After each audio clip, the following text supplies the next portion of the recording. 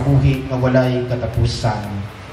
Pero madamo karon ang nauna nga maulihi, kag madamo nga naulihi nga magauna.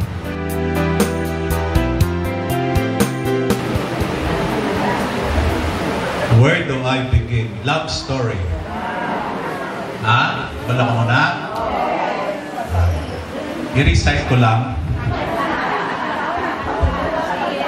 I-recite ko ang duwa ka stanza, then makanta kita sa chorus. Tanan, ha? Okay na? Kabalo ka mo siniya. How great a love can be. The sweet love story that is older than the sea. The sea. Where do I start? Ito sa laaw.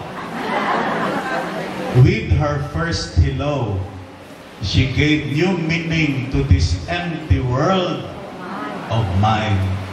There will never be another love, another time. She came into my life and made the living fine. She fills my heart. O, tanang kita.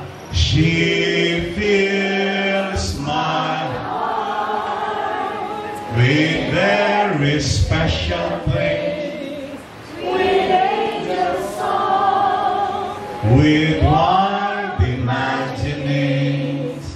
She fills my soul with so much love that anywhere I go, I'm never lonely with her around.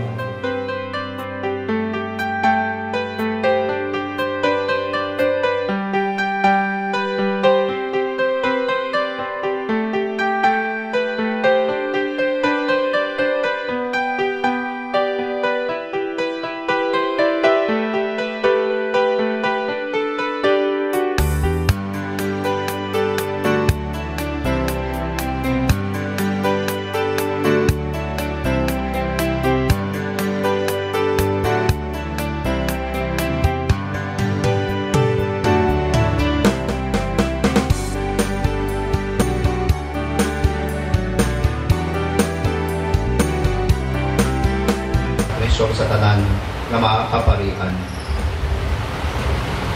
Dumdumang mga sakop sining among katilingban nga nagtaliwan.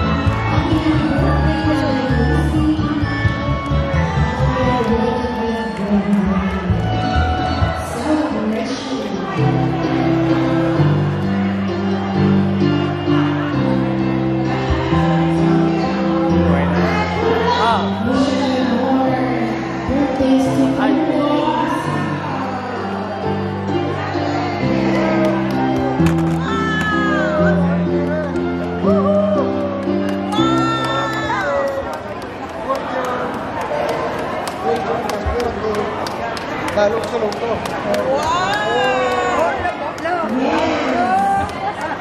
Courtesy of Rick Beck from California.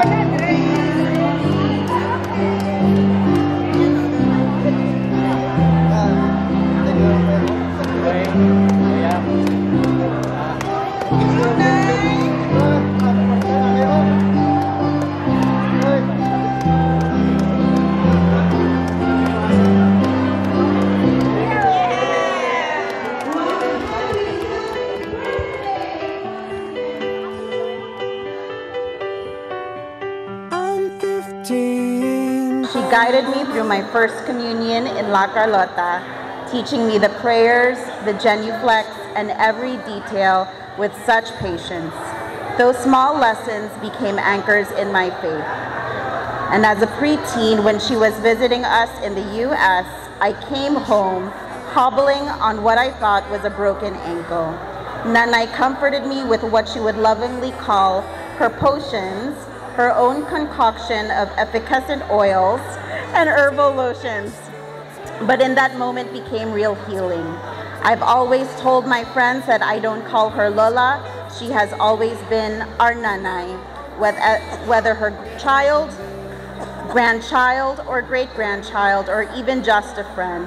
Nanay nurtures you, comforts you, prays for you, and loves you as if you are her favorite. Today, I am grateful to be home to celebrate this beautiful woman who has raised me and taught me to love God, but most importantly, to love my family and myself. So from Tina, Randy, Kia, and Claudine, happy 100th birthday. So privileged and grateful to spend it with you, Nay. For a moment, the sea is high, and I'm heading through war crosses, chasing the years of my life.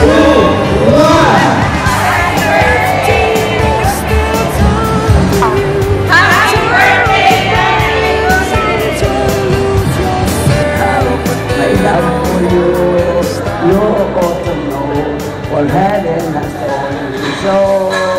A million or more times you went away and my heart went with you. I speak your name in my every prayer. But if there's another way to prove that I love you, I swear you'll never know. You'll never know, cause you don't ever know how. You'll never know. I miss you. I speak your name in my every prayer. But if there's some other way to prove that I love you, I swear you'll never know. You'll never know, cause you don't ever want to know now. Korean.